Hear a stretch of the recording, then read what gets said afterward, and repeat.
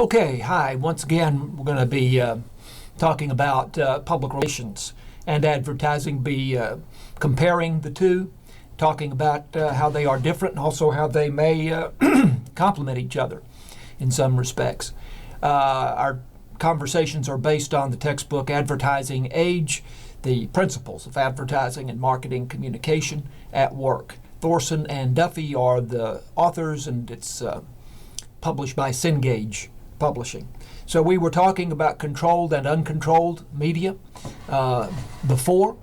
Controlled media is the media that you create yourself and therefore have control over it. Advertising generally is considered controlled. And then uncontrolled media is more so what is produced by public relations in a publicity campaign where we put a news release out in some fashion, and then that story is picked up by newspapers, television, radio, and so on, and we don't control whether they use that or not or when they use it, but we hope they do. And of course they each can have unintended consequences. You don't know how necessarily people will react. We try to do research. We try to know the lay of the land around our position so that we have a pretty good idea of how it will be received. But sometimes there are negative reactions, and then you have to deal with that. So be careful and think things through before you put them out there into the public realm. PR is loosely separated into two main areas: marketing, public relations, which is mainly what we've already been talking about, and then managing relationships, which we're about to start talking about in a few moments. So marketing, public relations, here we are marketing the product using public relations, or we're marketing the organization using public relations, and basically it's aimed at driving sales, or at least aimed at bringing new business to the organization.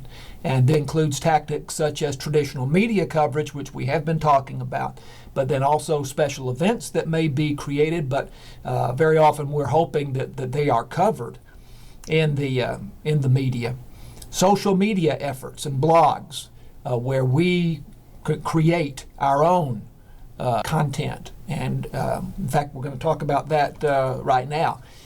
PR managers are relying less on coverage in traditional news media and more on creating content that is aimed directly at consumers. So with social media, we can create content that we send directly to the audience we want to see it in the first place, and we don't have to rely on the story being picked up by a television station or a newspaper or what have you. An example of this, Coldwell Banker, the real estate company, created its own YouTube channel for first-time home buyers, so they can communicate directly with those folks, and they may and do create advertising to go into specific media, but they can also create their own media that goes directly to the audience. So let's look real quickly at a Coldwell Banker video.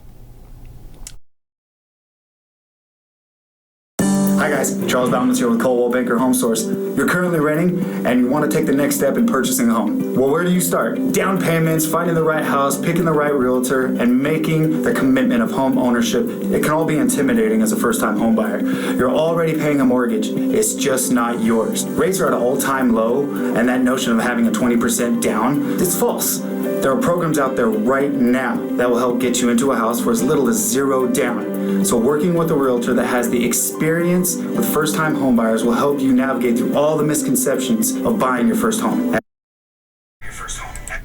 So we'll pause that there, but this is Coldwell Banker using YouTube or social media to go directly to the audience, and that increasingly is becoming an important part of public relations and the marketing of public relations. Now, managing relationships, developing and nurturing relationships that the organization needs to survive and to thrive. This is a separate area of public relations. And it involves conducting research. Again, we want to know as much as we can about our surroundings, about the world outside of our walls, what people like about us, what they don't like about us, and their needs and desires and the rest of it. So part of this is monitoring public opinion. And then when we have gained this knowledge, advising management, the people who are our superiors, on policies and publics, the people outside of the organization. So let's have a look, and this is more so from the point of view of relationships with our own clients, but still worthwhile.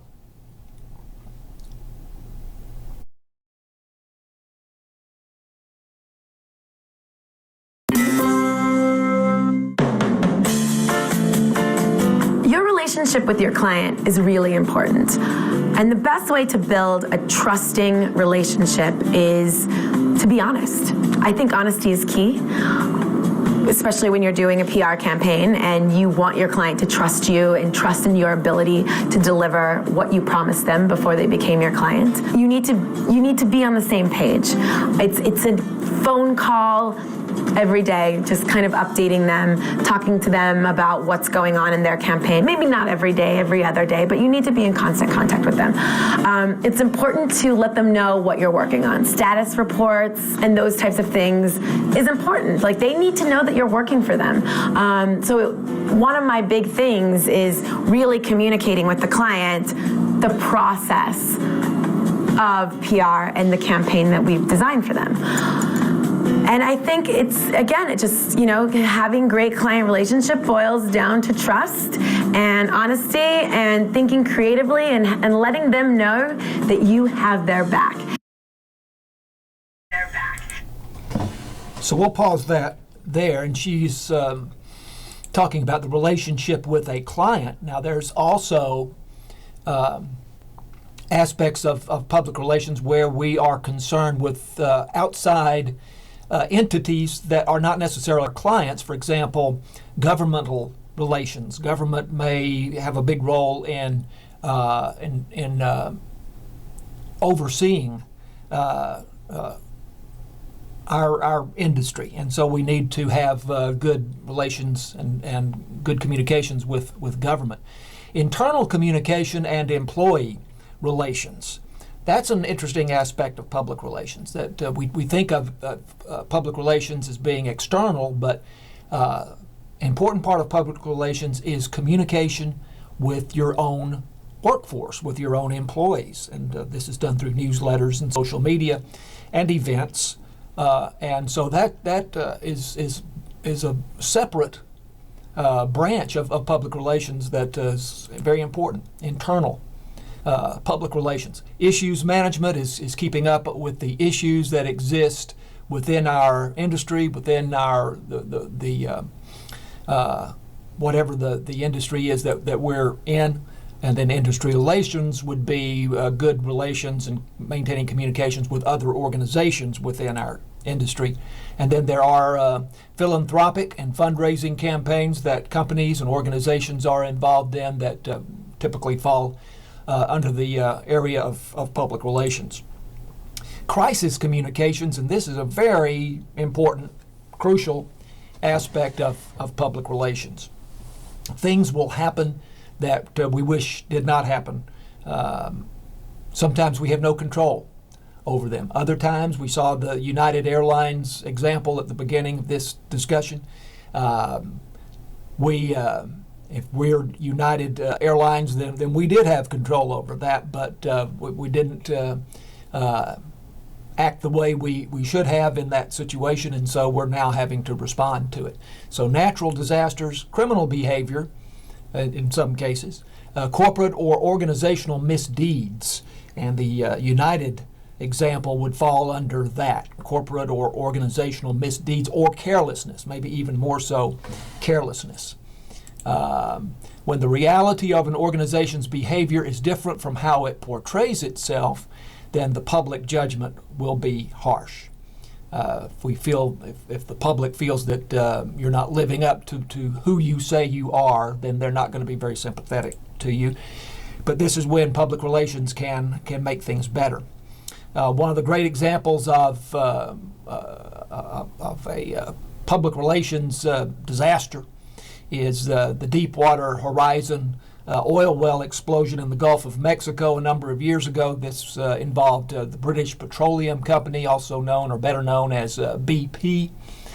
So let's have a look at a video on that situation.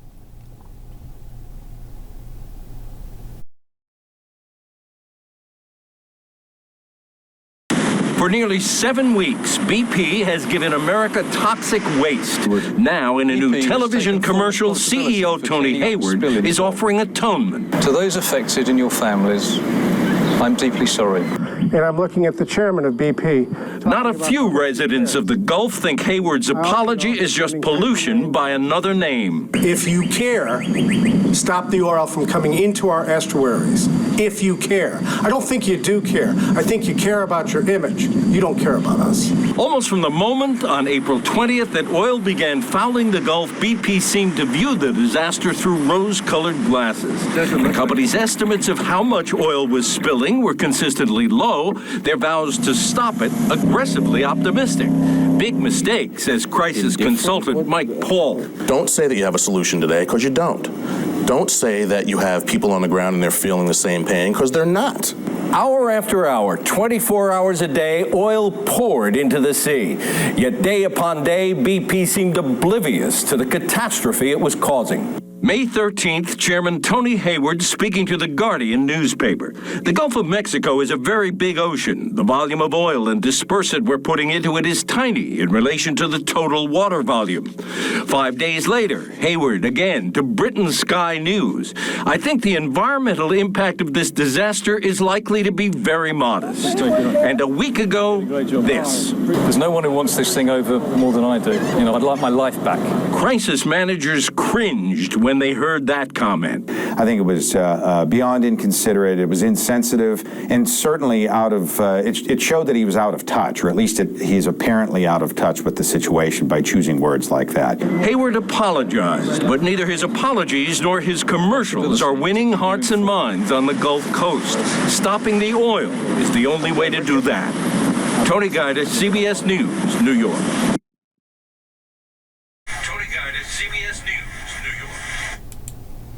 Okay, so very bad crisis communication problem there for BP. Eventually that situation was resolved, but not before a great deal of harm was done to BP's image. Organizations must be prepared in advance for crises because despite our best efforts, they will happen at some point, so you try to prepare for them. PR must respond quickly, accurately, and fairly. It is not good business to hide mistakes or problems. Now, we saw with BP there, it was not possible for them to hide that mistake, but they did try to minimize the impact of it, and that was not wise from a public relations point of view. Social media has accelerated communication, whether it's negative or positive, and so organizations must respond almost immediately, instantaneously, when a situation arises. Here's another video highlighting some other crisis communication problems for organizations.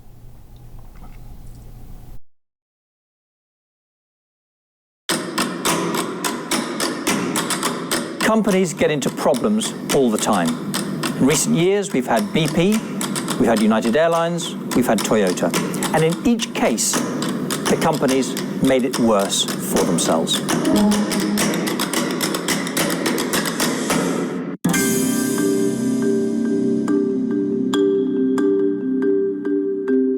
I'm physician, have to work tomorrow 8 o'clock, so am I.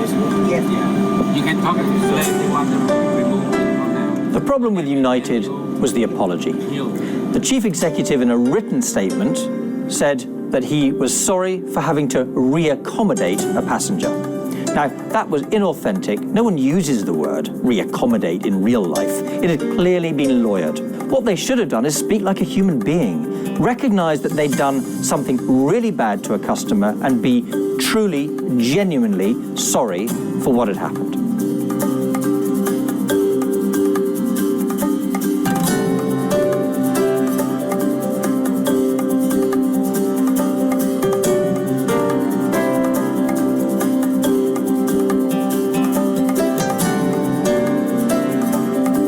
The Toyota crisis is in fact really simple. They're known for making great cars, and they failed. So the problem here is that they didn't believe they'd done anything wrong. When you're in an echo chamber where you believe you're brilliant, it's hard to realize that you've actually made mistakes. Lesson here, listen to outsiders. In that world, they are the only people who can give you perspective to address a crisis properly.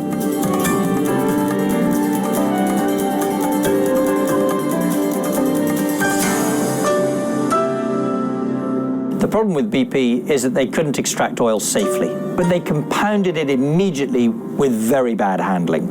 The now infamous comment by the chief executive that he wanted his life back came to define the crisis and ultimately cost the chief executive his job. There's no one who wants this thing over more than I do. You know, I'd like my life back. The lesson? Be disciplined. The media are on alert to find slip-ups like that.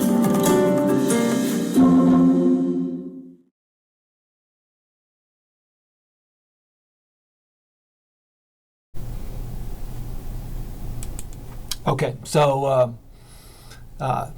some other examples of companies with very bad public relations situations. Now, one thing that they mentioned, there's another example also, you'll notice, of United having a problem. The reporter there mentioned that their response had been, as he said, lawyered. PR folks will sometimes come in conflict with the legal affairs folks within an organization. They are concerned about publicly admitting blame, accepting blame because of the consequences of that, the liability involved there. So PR and the legal folks sometimes have to work together and come to some kind of accommodation that each is satisfied with. Public relations growing importance. PR has always focused on many audiences. Basically everyone outside the organization to one extent or another. And outside, of course, stakeholders, whereas advertisers have a narrower frame of reference on targeted consumers. You know, as we've talked about in advertising, when you create an advertising campaign, you have a very specific audience in mind, very specific target audience, whereas public relations is more working in a 360-degree realm of everyone that is potentially concerned with the organization.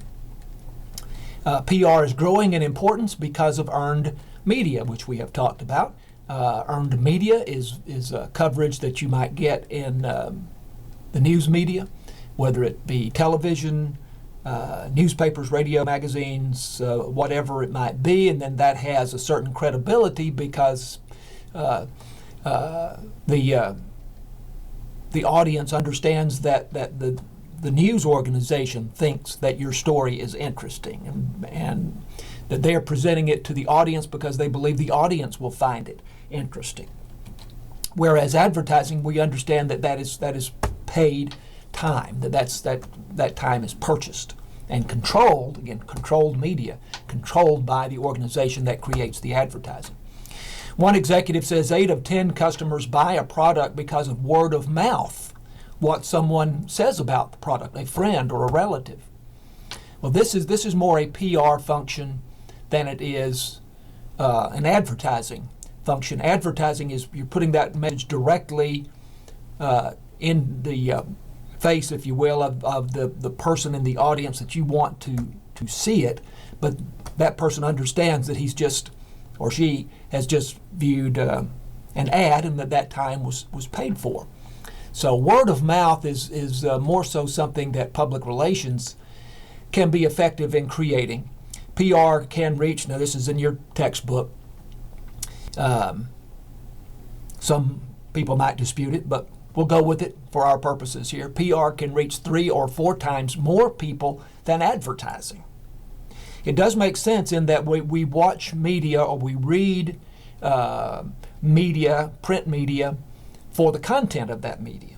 And not so much, most of us don't watch for the purpose of seeing the ads unless we're watching the Super Bowl. So if the organization or the product is mentioned in the news coverage provided by a TV station, newspaper, magazine, what have you, then that is persuasive. It is cost effective because we're not having to pay for the time.